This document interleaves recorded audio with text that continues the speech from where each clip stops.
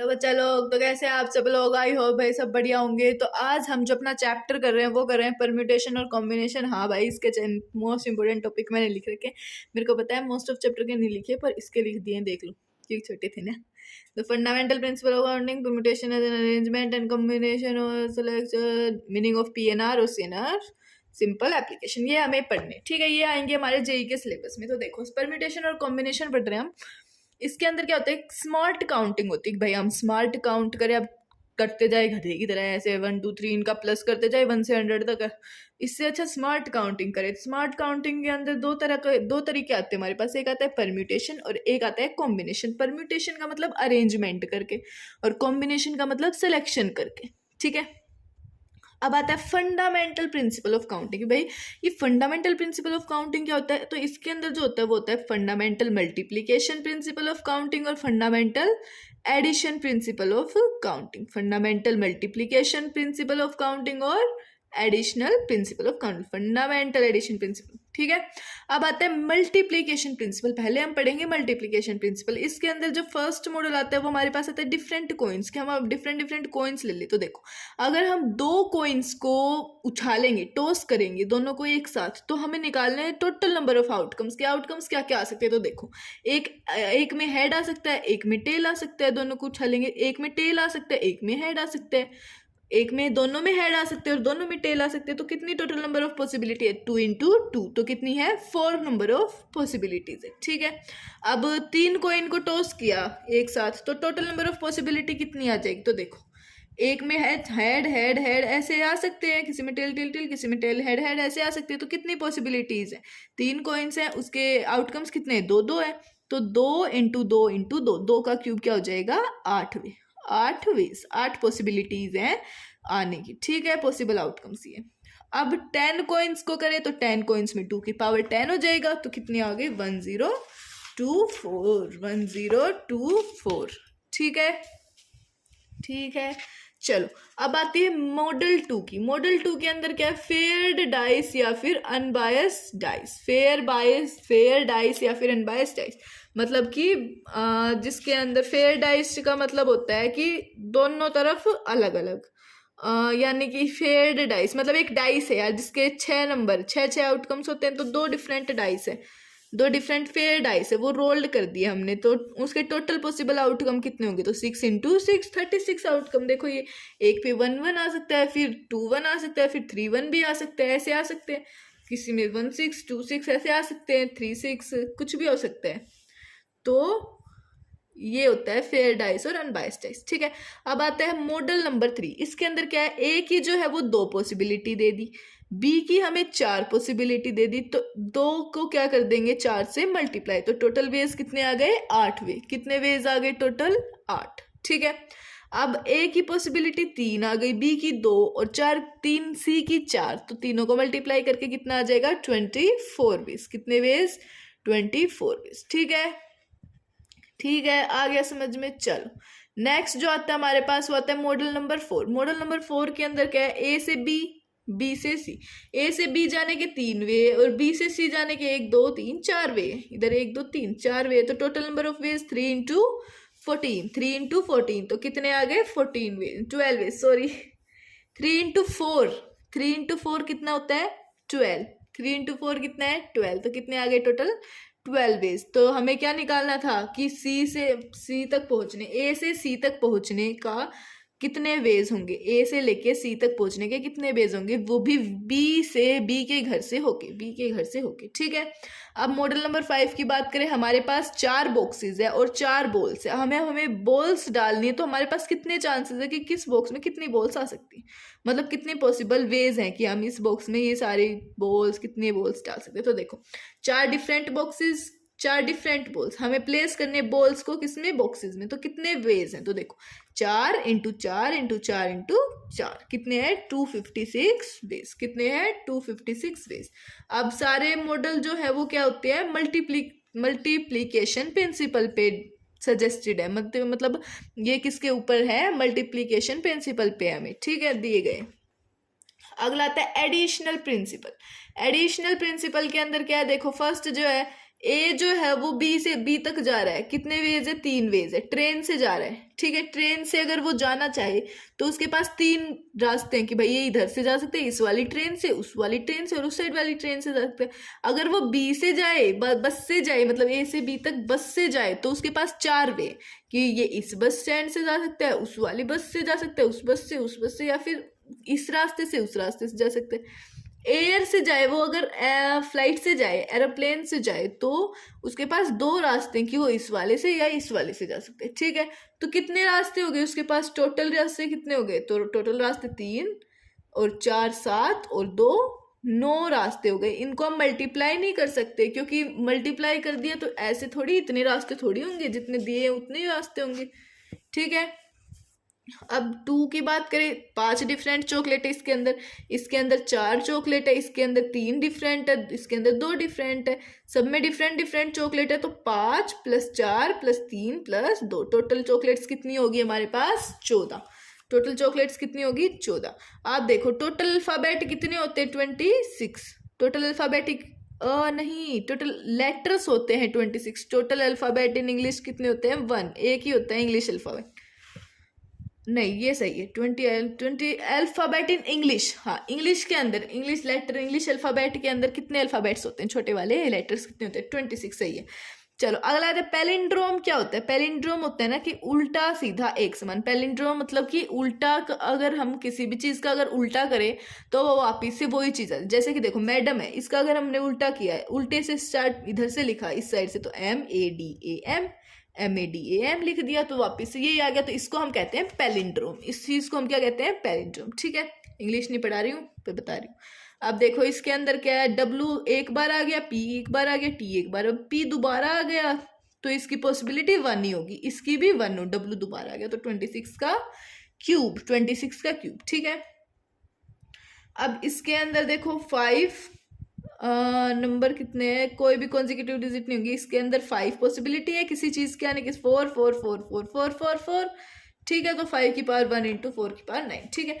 अब आती है बात हमारी फैक्टोरियल नोटेशन की। ये फैक्टोरियल नोटेशन क्या होता है, फैक्टोरियल नोटेशन होता है कि उससे कम वालों का मल्टीप्लाई। तो 1 का कम क्या होगा, 1 ही होगा, 1 × 1, 1 तक ही कम होंगी, लास्ट क्या होगा, 1 कम होगा। तो 2 × 1 2, 3 का 3 × 2 × 1 4, 4 से कम 4 3 2 1, 5 से कम 4 3 2 1, 5 × 4 3 जो है वो तो है।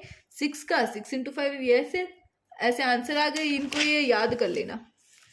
7 का 8 9 10 11 12, 8 9 10 तक के दे रखे मैंने, ठीक है। अब हम फैक्टोरियल को कैसे लिख सकते हैं, ऐसे भी लिख सकते हैं n फैक्टोरियल, और ऐसे n फैक्टोरियल कहते हैं इसको, ठीक है। n फैक्टोरियल क्या होता है, n × n - 1 × n - 2 up to 1, ठीक है। और जो n है वो किधर से बिलोंग करता है, नेचुरल नंबर। वो कहाँ से कहाँ बिलोंग करेगा, नेचुरल नंबर होगा n, ठीक है। अब हमने नोटिस किया कि 7 फैक्टोरियल को क्या लिख सकते हैं, 7 × 6 फैक्टोरियल, क्योंकि 6 फैक्टोरियल को क्या लिखेंगे, 6 × 5 × 4 अप टू 1। तो इसको 7 × 6 फैक्टोरियल तो लिख सकते हैं, 100 को भी 100 फैक्टोरियल को भी 100 × 99 फैक्टोरियल लिख सकते हैं, ठीक है। तो n फैक्टोरियल क्या आ गया हमारा, n × n - 1 फैक्टोरियल, मतलब कि 7 × 7 - 1 फैक्टोरियल, तो n × n - फैक्टोरियल, ठीक है। अब 0 फैक्टोरियल क्या हो गया, 1। 0 फैक्टोरियल हमारा क्या हो गया, 1। और n - 1 फैक्टोरियल क्या हो गया, n factorial divide bye n factorial divide bye n, ठीक है। n - 1 फैक्टोरियल हो गया, n factorial divide bye n। चलो आगे देखो, अगर हम n को 0 पुट कर दे तो हमारा क्या आ जाए, नॉट डिफाइंड, क्योंकि ये -1 हो जाएगा, ये 0 फैक्टोरियल बाय 0, ये आ जाएगा हमारा -1 का फैक्टोरियल। तो ये आ गया हमारा नॉट डिफाइंड, ये आ गया हमारा नॉट डिफाइंड। अब n की वैल्यू अगर 1 पुट कर दे तो 0 factorial equal to 1 factorial by 1, तो 1 बाय 1 हमारा क्या आ गया, 1 आ गया, 1 आ गया, ठीक है।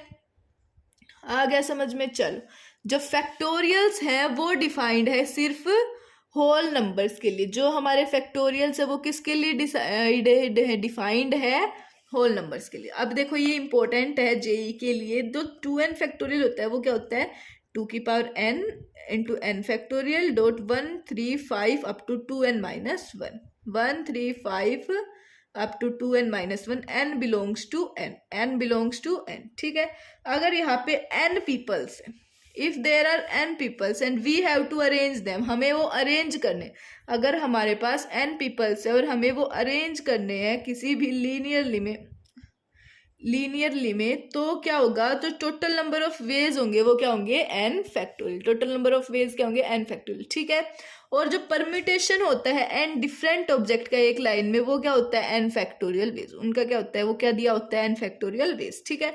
परम्यूटेशन को हम क्या कहते हैं, अरेंजमेंट ऑफ ऑब्जेक्ट्स, और कॉम्बिनेशन को कहते हैं सिलेक्शन ऑफ ऑब्जेक्ट, क्या कहते हैं, सिलेक्शन ऑफ ऑब्जेक्ट। अगर डिफरेंट ऑब्जेक्ट्स की बात करें तो डिफरेंट ऑब्जेक्ट्स होते हैं, जैसे अलग अलग 1 2 3 4 अलग अलग है, तो ये डिफरेंट नंबर है या फिर ऑब्जेक्ट है, ए बी सी डी अलग अलग है। अलाइक ऑब्जेक्ट्स में 1 1 1 सेम है, 1 ही है, 1 ही है, 1 ही है, 1 को 1 ही कहेंगे, तो ये क्या हो गए हमारे अलाइक नंबर्स, और ये क्या हो गया अलाइक अल्फाबेट्स, ए, ठीक है, सेम है ना, ए।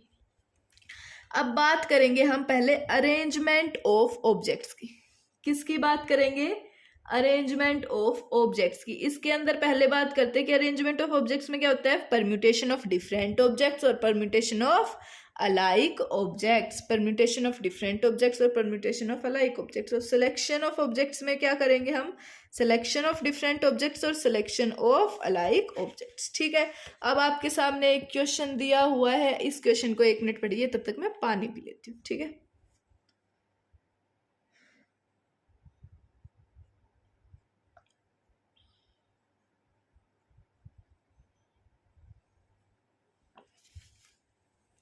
पढ़ लिया, चलो देखो क्या दे रखा है, 4 बॉयज और 4 गर्ल्स है, वो अरेंज करनी है एक स्ट्रेट लाइन में, तो कितने वेज होंगे, कितने वेज में हो जाएगा, तो किसी भी रिस्ट्रिक्शन के बिना ये कैसे होगा, 8, 4 बॉयज हो गए 4 गर्ल्स, यानी कि 8 हो गए टोटल, तो 8 का फैक्टोरियल याद करवाया था हमने, 40320 40320, ये टेबल है ना, ये टेबल से याद करनी थी आपको। टेबल का स्क्रीनशॉट ले लेना, दिखा दूँ इसका स्क्रीनशॉट ले लेना।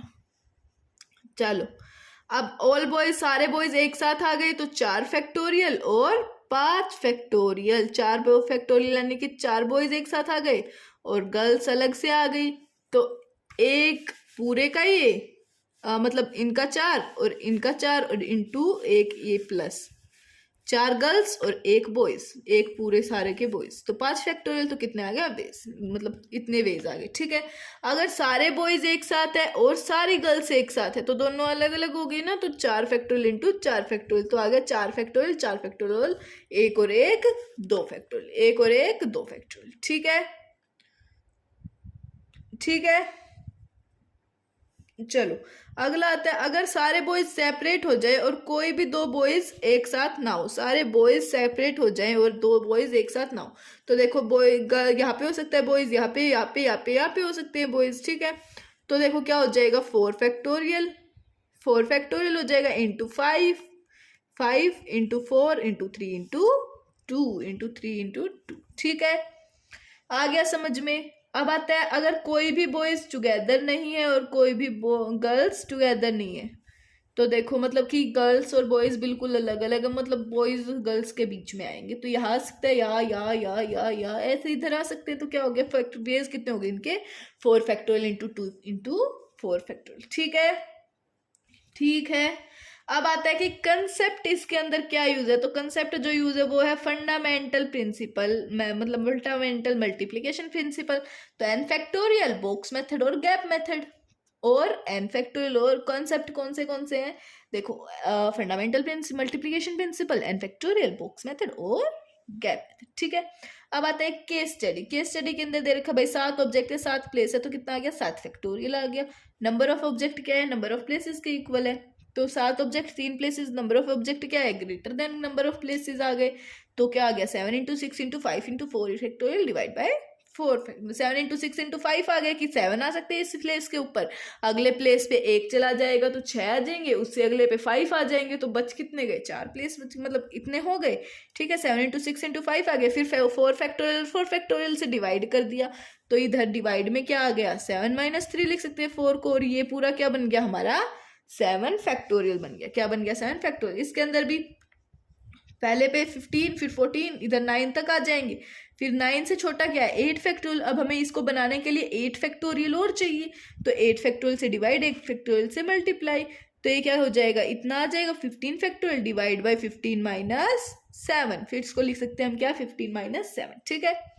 ऐसे इनके अंदर अब n बोइज n आर चेज, तो n factorial divide by n minus r factorial, ठीक है। ठीक है, आ गया समझ में।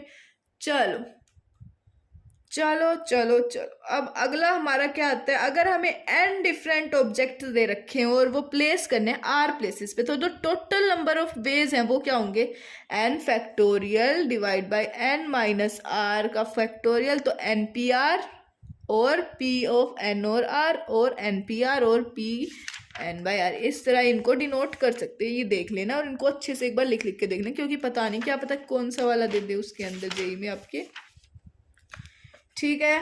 ठीक है, अब क्वेश्चन एग्जाम्पल करते हैं। 10 लेटर दे रखे A B C D E P Q R S T, तो देखो 10 फैक्टोरियल, तो 10 फैक्टोरियल और 10 माइनस 4 का फैक्टोरियल, ये टोटल कितने दे रखे हमें 10 फैक्टोरियल, तो 10 इंटू 9 इंटू 8 इंटू 7 कितना आ गया 10 का फैक्टोरियल ये हो गया, तो डिवाइड बाय 6 फैक्टोरियल हो गया, तो इससे 6 फैक्टोरियल कट जाएगा ना, क्योंकि 10 बाई ये दे रखा है 10p4, ठीक है। अब अगला आता है permutation of n different object, ये क्वेश्चन छोड़ देना एक बार, मेरे को डाउट है, ठीक है। इसमें आता है permutation of n different objects. n different object का परम्यूटेशन क्या होगा, तो हम क्या ले लेंगे टेकन सभी को ले लेंगे एक टाइम पे ऊपर, वो क्या दे रखा है हमें n फैक्टोरियल, और अगर हम r को लेंगे एक टाइम पे तो वो क्या हो जाएगा हमें npr, क्या हो जाएगा npr, ठीक है। ठीक है, अब आता है सिलेक्शन या फिर कॉम्बिनेशन, सिलेक्शन या फिर कॉम्बिनेशन। इसके अंदर क्या है सिलेक्शन दे रखा है डिफरेंट ऑब्जेक्ट्स का, तो क्या हो जाएगा a1 a2 a3 a4 a5, और सिलेक्शन ऑफ अलाइक ऑब्जेक्ट्स का क्या हो जाएगा a, ठीक है।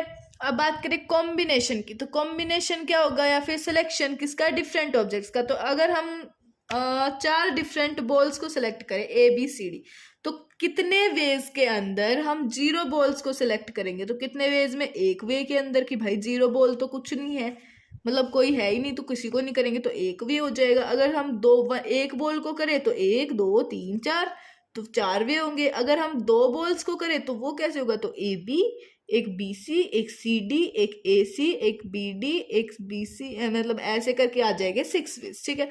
3 को करें तो A B C D, A C D और बी ए डी, ठीक है, ये आ जाएगा 4 वेज। अब चौथी 4 बॉल्स को करें तो एक ही वे ए बी सी डी चारों एक साथ, तो एक वे, ठीक है। अगर हम 100 बॉल्स को करें तो 100 बॉल्स के अंदर 0 को 1 को 100 और 2 को कितना आ जाएगा 100 into 99 factorial divide bye 2 factorial. 2 balls कितने 2, तो divide by 2 factorial into 100 into 99 factorial, 100 factorial लिख सकती हूँ ना, तो 100 इंटू 99 फैक्टोरियल कर दिया मैंने। चलो इसके अंदर क्या कर दिया 3 बॉल्स, तो डिवाइड बाय 3, तो 100 इंटू 99 इंटू 98 फैक्टोरियल। तो अब इसको मैं क्या लिख सकती हूँ 98 को डिवाइड कर दूंगी, और ये 98 फैक्टोरियल आएगा नहीं, इधर नहीं आएगा, ये इंटू में 98 फैक्टोरियल ही आएगा, 97 फैक्टोरियल, 97 फैक्टोरियल आ जाएगा, तो 100 इंटू 97 फैक्टोरियल। अब मैं क्या करूंगी डिवाइड और मल्टीप्लाई कर दूंगी 97 फैक्टोरियल से, डिवाइड और मल्टीप्लाई कर दूंगी तो ये आ जाएगा ऐसे। तो 23 बॉल्स का क्या होगा 100 factorial divide bye 23 factorial into 77 factorial, 77 factorial, ठीक है। चलो आर वेज में करें तो क्या आएगा 100 factorial divide by r factorial into 100 minus r factorial, 100 minus r factorial, r factorial, ठीक है, ठीक है। चलो चलो चलो चलो चलो, ओके ओके ओके। अब जनरल केस में बात करें तो क्या होगा, अगर हम n डिफरेंट बॉल्स को सेलेक्ट करते हैं, n डिफरेंट बॉल्स उनको सेलेक्ट करेंगे r डिफरेंट बॉल्स में, ठीक है, तो टोटल नंबर ऑफ वेज क्या आ जाएगा, n फैक्टोरियल डिवाइड बाई, ये फॉर्मूला याद कर लो, n factorial divide by r into n minus r factorial, n factorial divide by r into n minus r factorial. तो ये हो गया NCR भी लिख सकते हैं इसको, NCR और n r और c की पावर n और r, ठीक है। NCR क्या हो गया हमारा, NC n minus r, NCR हो गया NC n माइनस आर, इसको हम क्या लिख सकते हैं, n factorial by n factorial into n minus r equal to n factorial divide by n minus r into n minus r, n plus r हो गया, तो n factorial by r factorial into n minus r का factorial आ जाएगा, ठीक है। आ गया समझ में। अगर हमारा NCX है वो NCY के इक्वल आ गया, अगर हमारा NCX NCY के इक्वल आ गया तो दोनों के दोनों x और y क्या होंगे, XY इक्वल होंगे, और x प्लस वाई क्या होगा हमारा, n के इक्वल होगा, x प्लस वाई होगा हमारा n के इक्वल। अगर हम NCR इंटू आर फैक्टोरियल की बात करें तो आ गया NPR, NCR is equal to r factorial की बात करें तो क्या आ जाएगा, NPR, ठीक है। चलो ठीक है, अगला आता है NCR, NCR की बात करें तो क्या आएगा, n factorial divide bye r factorial into n minus r factorial, n factorial divide bye r factorial into n minus r factorial, तो क्या आ जाएगा, r फैक्टोरियल इंटू NCR, इसको उधर ले जाएंगे, इसको उधर ले जाएंगे तो ये इधर कहाँ से आ गया, n factorial by n minus r factorial, क्या बन गया, NCR into r factorial is equal to NPR, ठीक है। ठीक है, अब देखो अगर मेरे पास क्या है, 10 डिफरेंट चॉकलेट और 2 डिफरेंट टॉफी, तो किसके वे में मैं 3 चॉकलेट और 4 टॉफी मिल जाएंगी मेरे को, तो 10C3 और इंटू 20C4, 10C3 इंटू 20 नहीं 2C4, 2C4, ठीक है। अब आते हैं परम्यूटेशन और कॉम्बिनेशन के अंदर डिफरेंस। तो जो परम्यूटेशन होता है उसके अंदर क्या होता है, अरेंजमेंट ऑफ ऑब्जेक्ट्स होता है, और कॉम्बिनेशन में सिलेक्शन ऑफ ऑब्जेक्ट्स होते हैं। परम्यूटेशन में जो ऑर्डर होता है ऑब्जेक्ट्स का वो क्या होता है, इंपॉर्टेंट, और कॉम्बिनेशन में ऑर्डर इंपॉर्टेंट नहीं होता, order of object is not important. जो परम्यूटेशन होता है डिफरेंट ऑब्जेक्ट का वो कैसे कैलकुलेटेड होता है, NPR से। कैसे कैलकुलेटेड है, NPR से। सिलेक्शन ऑफ डिफरेंट ऑब्जेक्ट्स का NCR से। किससे, NCR से, ठीक है, ठीक है। अगला आता है हमारे पास सर्कुलर परम्यूटेशन। कैसा परम्यूटेशन, सर्कुलर परम्यूटेशन। इसके अंदर क्या है, हमें सर्कुलर परम्यूटेशन निकालने किसका, डिफरेंट ऑब्जेक्ट्स का, जिसके अंदर क्या होता है, अरेंजमेंट होता है ऑब्जेक्ट्स का, किसके ऊपर, एक सर्कल पे। किस पे होता है, arrangement of objects on a circle, जिसको हम क्या कहते हैं, सर्कुलर परम्यूटेशन, ठीक है। सर्कुलर परम्यूटेशन, जब 4 पीपल हमारे पास, 4 पीपल दे दिए, इसका ये सर्कल में बैठे तो 4 फैक्टोरियल बाई 4, तो ये क्या आ गया हमारे पास, 3 फैक्टोरियल, 3 फैक्टोरियल, 4 का 1, 1 का 1 बाई 4, 4 फैक्टोरियल को 4 फैक्टोरियल बाई 4, ठीक है। अगर हमारे पास n डिफरेंट ऑब्जेक्ट्स है तो नंबर ऑफ सर्कुलर परम्यूटेशन क्या होंगे, तो देखो जब एंटी क्लॉकवाइज और क्लॉकवाइज अरेंजमेंट्स डिफरेंट होगी, जब हमारी एंटी क्लॉकवाइज और क्लॉकवाइज अरेंजमेंट्स डिफरेंट होंगी तो हमारे पास फॉर्मूला आएगा n factorial by n is equal to n minus 1 का factorial, n factorial by n is equal to n minus 1 का फैक्टोरियल। अगर एंटी क्लॉकवाइज और क्लॉकवाइज में अरेंजमेंट सेम होंगी तो क्या आ जाएगा, n माइनस 1 का whole factorial divide by 2, n minus 1 का होल फैक्टोरियल डिवाइड बाई 2, ठीक है। अगर हम परम्यूटेशन ऑफ अलाइक ऑब्जेक्ट्स की बात करें, परम्यूटेशन ऑफ अलाइक ऑब्जेक्ट्स की, तो हम कंसिडर कर लेते हैं 11 ऑब्जेक्ट्स को। तो देखो A B B B C C D D D D D, तो देखो 11 फैक्टोरियल है, 11 फैक्टोरियल लिख लिया, डिवाइड बाय A कितनी बार है, 2 बार, तो 2 फैक्टोरियल, B कितनी बार है, 3 बार, तो 3 फैक्टोरियल, C कितनी बार है, 2 फैक्टोरियल से डिवाइड कर देंगे, और D 4 फैक्टोरियल, तो ठीक है, ऐसे हो गई। अब बात करते हैं कितने वर्ड्स फॉर्म होंगे by the letter Honolulu. Honolulu से कौन से वर्ड्स होंगे, तो देखो किसी भी रिस्ट्रिक्शन के बिना कैसे होंगे, देखो 8 कितने हैं टोटल, 8 है, तो 8 फैक्टोरियल डिवाइड बाय 1 2 सेम 1 2 1 2, तो 2 फैक्टोरियल 2 फैक्टोरियल 2 फैक्टोरियल, L 2 बार आ रहा है, O 2 बार आ रहा है, और U भी 2 बार आ रहा है, तो कितना 2 फैक्टोरियल से डिवाइड, ठीक है। अब alike of same kind are together, अगर सेम काइंड के टुगेदर है, यानी कि O साथ है, LL साथ है, और U साथ है, तो इनको 1 2 3 4 5, तो ये क्या हो जाएगा, 5 फैक्टोरियल, ठीक है। आ गया समझ में। अब आता है हमारा combination of alike objects. Alike objects का कॉम्बिनेशन कैसे होगा, तो हम कंसिडर करते हैं कुछ ऑब्जेक्ट्स को, जैसे A B B B C C. किस वे में हम सेलेक्ट करेंगे, एक ऑब्जेक्ट को सिलेक्ट करेंगे तो एक दो तीन वे होंगे, दो ऑब्जेक्ट्स को सिलेक्ट करेंगे तो 6 वे होंगे। अगर दोनों डिफरेंट हुए तो 3C2, और दोनों अगर दो ऑब्जेक्ट्स को करने होंगे तो कैसे करेंगे कलर सेलेक्ट, देखो अगर दोनों डिफरेंट भी हो सकते हैं तो दो बोथ डिफरेंट के लिए क्या आ जाएगा 3C2, और बोथ अलाइक के लिए 3C1। 3C1 प्लस 3C2 क्या आ जाएगा 6 आ जाएगा, ठीक है।